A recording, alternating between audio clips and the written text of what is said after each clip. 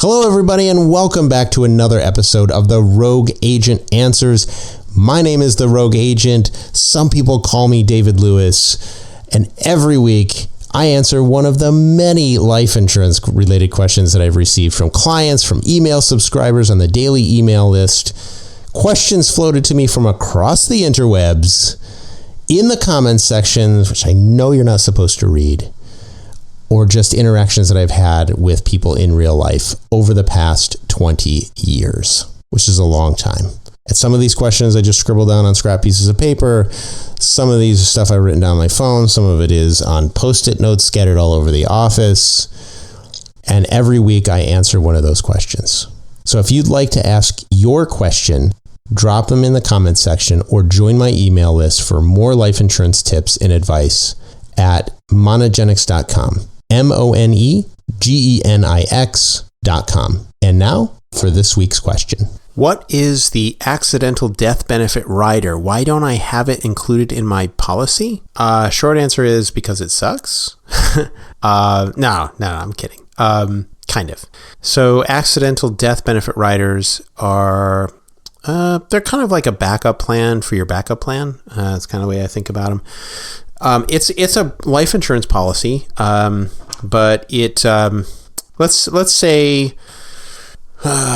you're a pretty careful person. You don't take unnecessary risks, and you always look both ways before crossing the street. But accidents can happen to everybody. So even the most careful person might, get hit by a car or something, or fall off a ladder or something like that, and die as a result of an accident.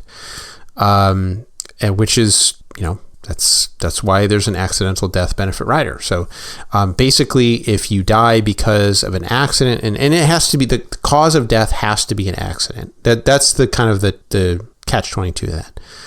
Then that accidental death benefit rider will kick in and pay extra coverage for your loved ones. So it's like saying, just in case I get hit by a meteorite or something, I want my family to be taken care of.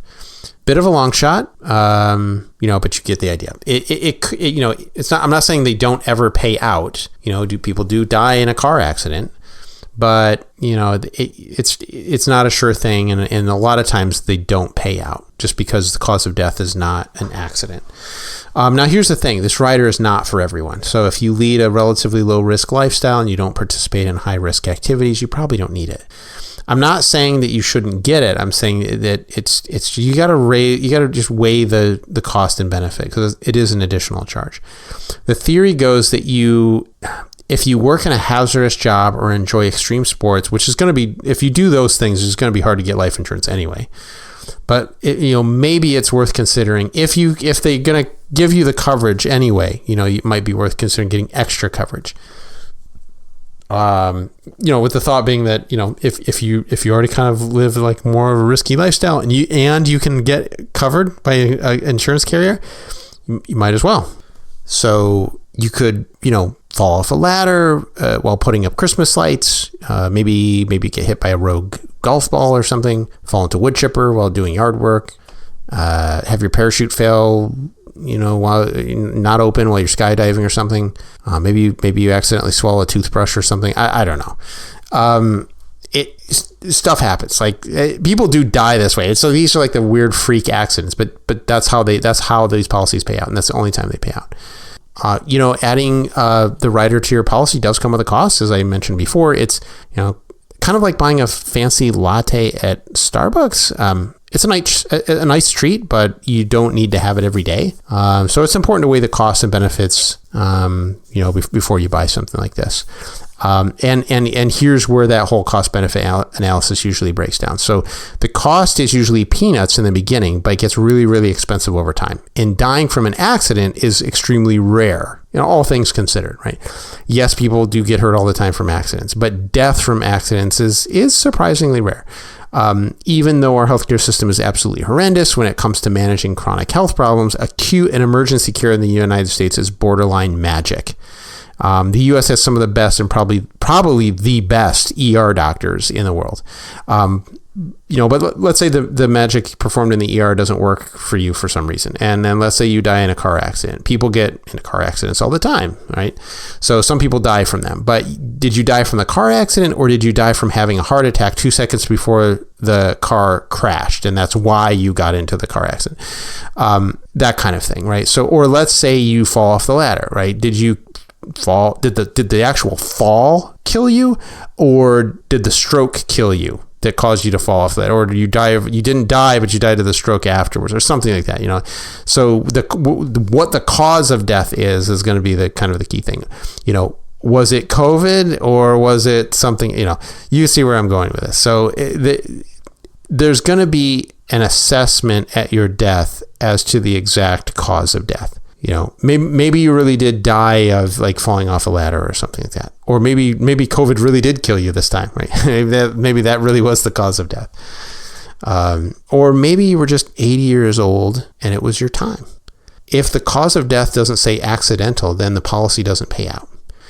So to give you some perspective on this, about 170,000 people die every year officially from accidents, which sounds like a lot, but there's about 3.3 million people dying every year from all causes in the United States. So about 3 million people is about 1% of the U.S. population. 170,000 is about 0.05% of the total U.S. population. So it's infinitesimally small by comparison.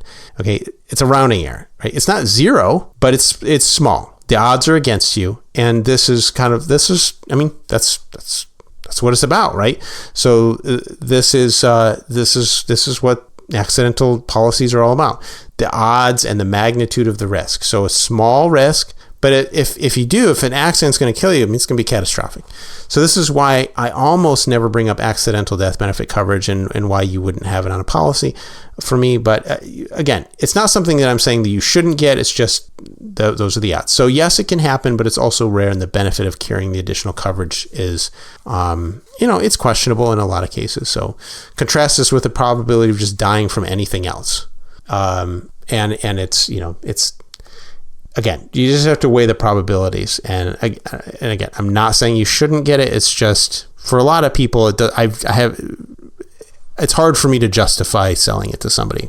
I mean, charge you extra money for it, but it's hard to justify. Anyway, I hope this answers your question, and I'll see you next week with another question. Thanks. Okay, that's it for this week's question.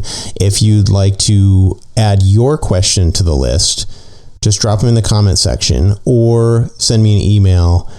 And if you want more life insurance tips and advice, just head on over to monogenics.com, MONEGENIX.com, and sign up for my daily email list.